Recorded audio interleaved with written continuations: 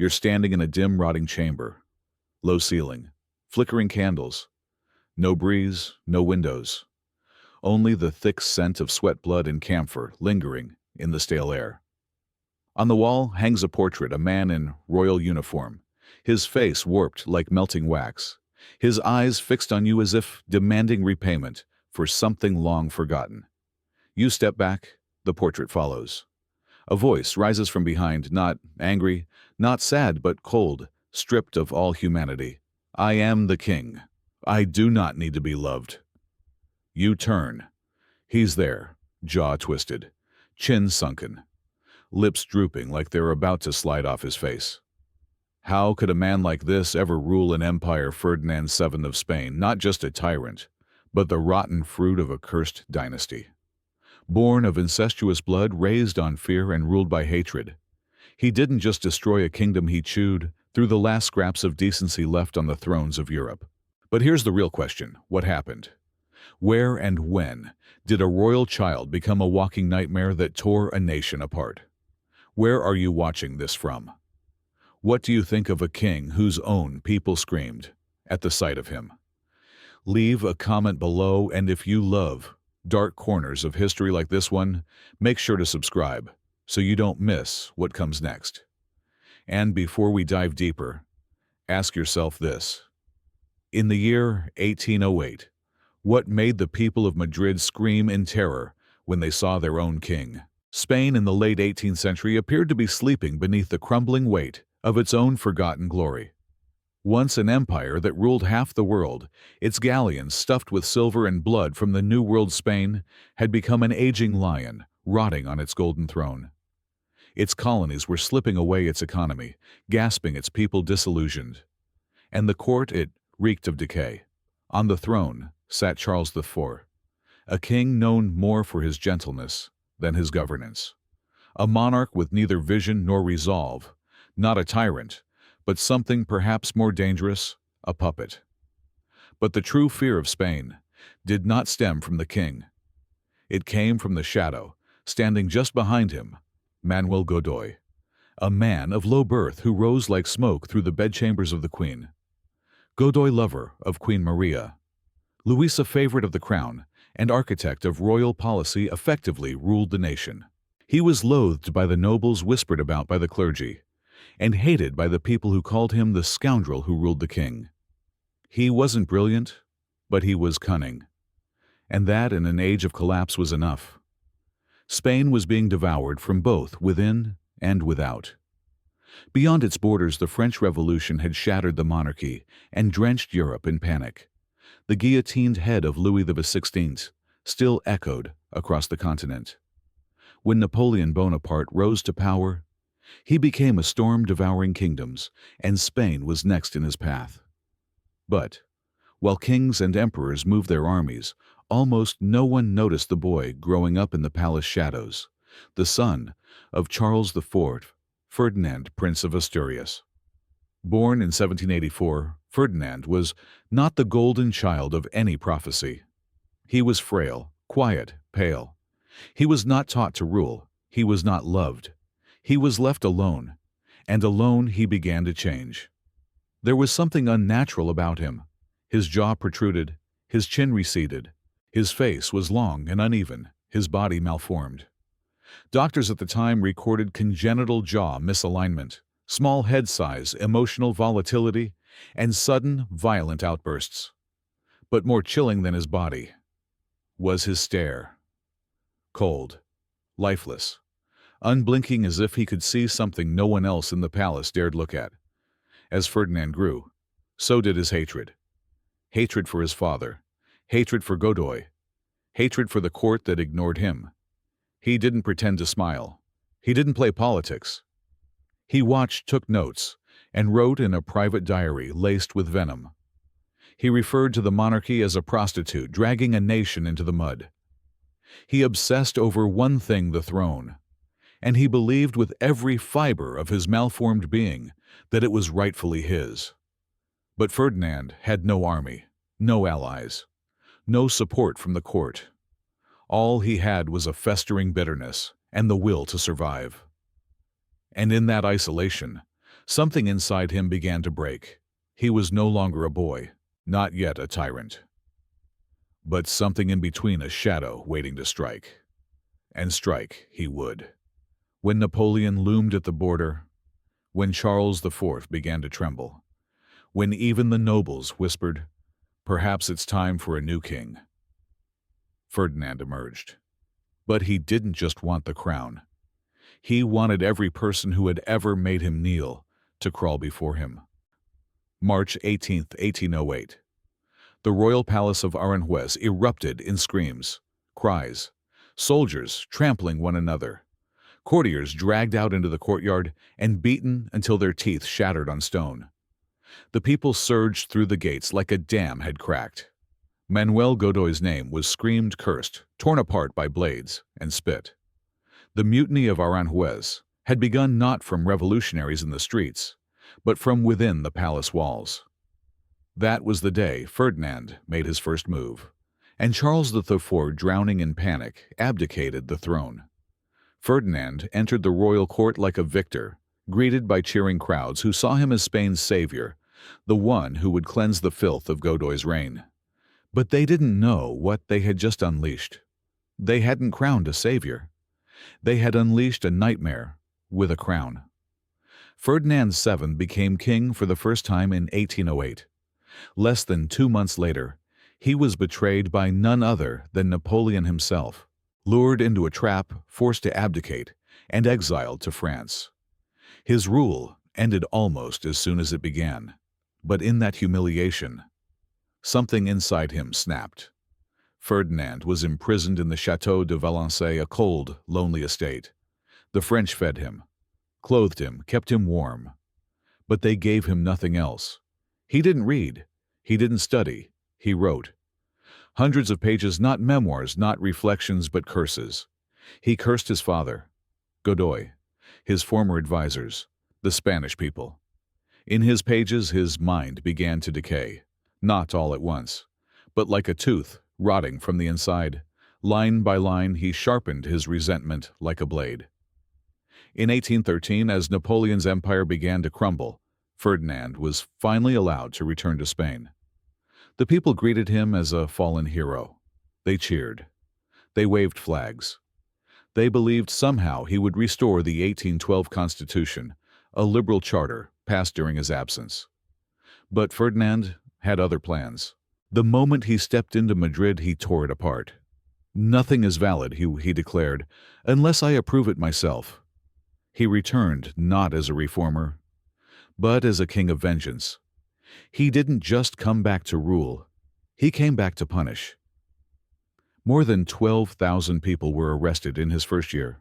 Nobles, priests, writers, soldiers, women. Anyone who had dared speak against the crown or even hesitated to kneel before it was taken. New prisons filled the cities. The streets grew quiet. The air was filled with whispers and blood. Ferdinand didn't care about governing. He cared about lists, the names of enemies. He reviewed them himself.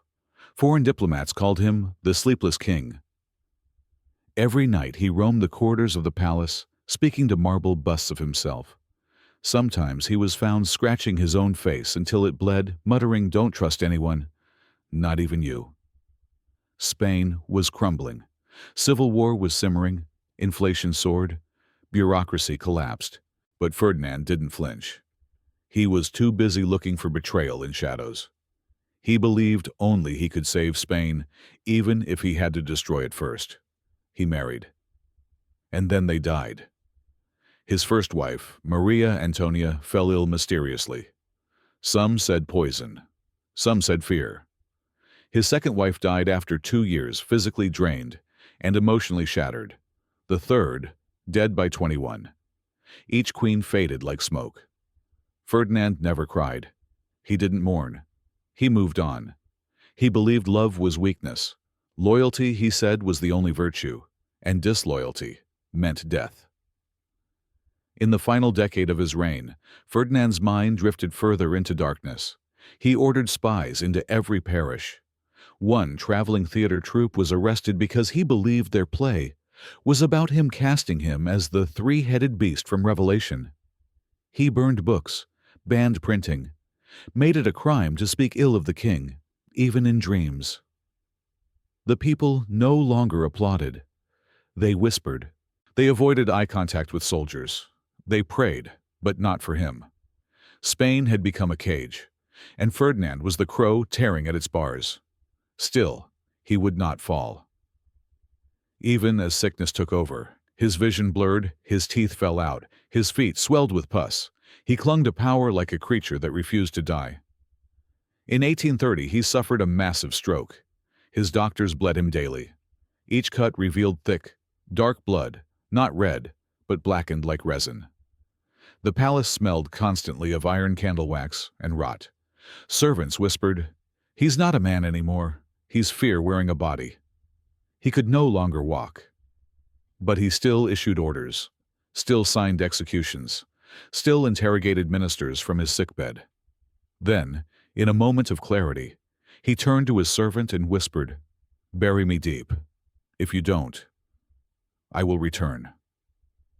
He died. Not in a roar, but in a rattle. No one cheered. No one sang. His funeral was quiet, a hush across a broken land. Spain was too exhausted to grieve. But what was more terrifying than his death was what he left behind. Because Ferdinand VII didn't just destroy a dynasty, he opened the door to civil war and left behind a child, a daughter named Isabella, barely old enough to walk, now expected to rule a kingdom soaked in the blood of her father's enemies. The vultures were circling, and the nightmare had only just begun. Autumn, 1832. The halls of El Escorial were heavy with silence, the kind that seeps into stone. Cold had begun creeping through the palace walls like an omen.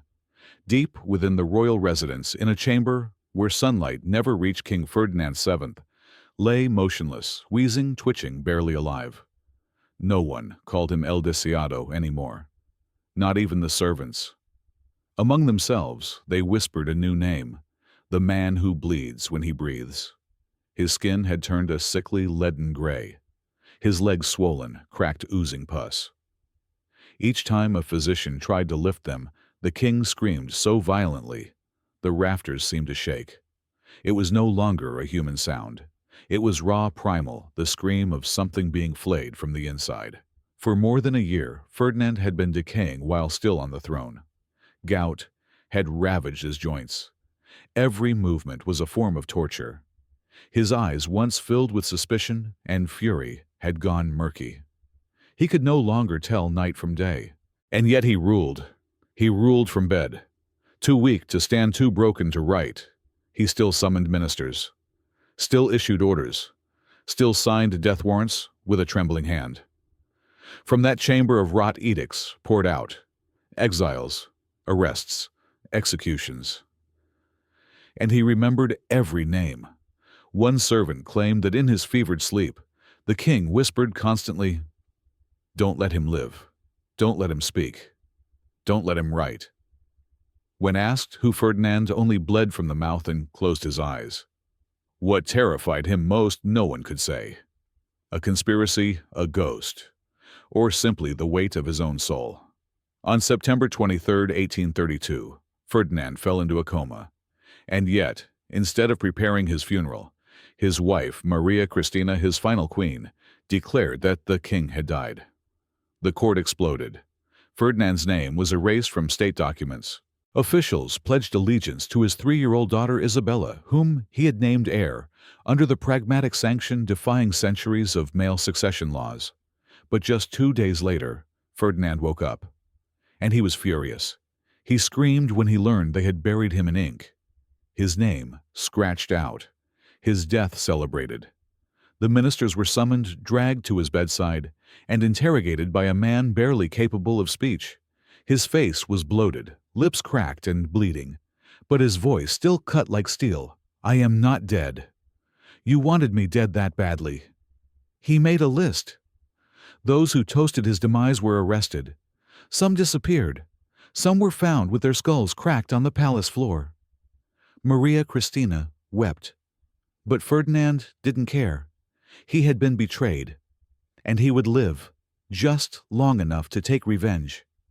That rage kept him breathing for one more year, a final year. His body broke further. Gout spread to every limb. His eyes began to rot in their sockets. Skin peeled from his hands.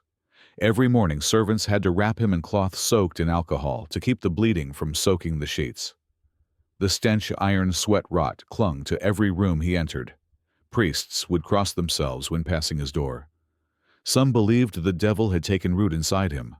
Others thought he was no longer human at all, just a shell filled with pain and hatred. He stopped eating, but not speaking. In those final days, he whispered to shadows on the ceiling. Servants listened, terrified, as he asked, "Am I a monster?" No one answered. "Did I save this country or destroy it?" Still silence. "Without me, you would all be savages." Someone wept. Ferdinand laughed. A raspy, broken laugh like dead leaves scraping stone. And then he collapsed. Blood trickled from his nose, his ears, his eyes. His head tilted. No last words. No final prayer. Just a corpse, damp, bloated, and alone. The funeral was held at El Escorial Monastery, the burial site of Spain's kings. But there were no grand processions, no mourning crowds. Attendance was mostly ceremonial. A few ministers muttered a dark chapter is closed. His body, wrapped in black cloth, had turned purple stiff. As the coffin was lowered into the vault, the ropes snapped, and the body dropped thudding against the stone crypt with a sickening crack. A soldier dropped his candle. Darkness swallowed the room. When light returned, someone noticed Ferdinand's eye was slightly open. They slammed the lid, sealed it with molten lead, chained the casket shut. His tombstone read only Ferdinand VII, King. No glory, no epitaph, no hint of what his reign had meant. Because the truth is, he left nothing behind but scars. Scars on a kingdom, scars on a dynasty, scars on every soul that dared serve under him. When Ferdinand VII died, Spain did not mourn. There were no poems, no songs, no statues of glory. Only the heavy, uneasy silence of a kingdom unsure whether it had just lost its ruler or been freed from its captor. But Ferdinand's story did not end with his burial, because what he left behind was chaos. The moment he took his last breath, the question of succession erupted like a cannon blast across the nation. Ferdinand had defied centuries of precedent by naming his daughter Isabella as his heir through the pragmatic sanction, overturning the Salic law that barred women from the throne. But not everyone accepted this. His younger brother Don Carlos rose in rebellion, claiming the throne for himself and branding Isabella a usurper. His supporters, known as the Carlists, painted Ferdinand's final act as treason to tradition, and what followed was civil war. Not a distant political dispute, but a brutal, bitter conflict that would tear Spain apart for generations. The First Carlist War, 1833 to 1840, was only the beginning. Two more would follow. Fathers would fight sons. Brothers would betray each other. Whole villages would be wiped out in the name of a dead king's broken law. In trying to secure his bloodline, Ferdinand had ignited a fire that refused to die. His legacy became a battlefield, and his name, a warning. History didn't erase Ferdinand VII, but it didn't embrace him either. He became a shadow, a monarch, spoken of in lowered voices. His portraits were left to darken in back halls. His reforms, if they could be called that, were buried under royal decrees that contradicted themselves.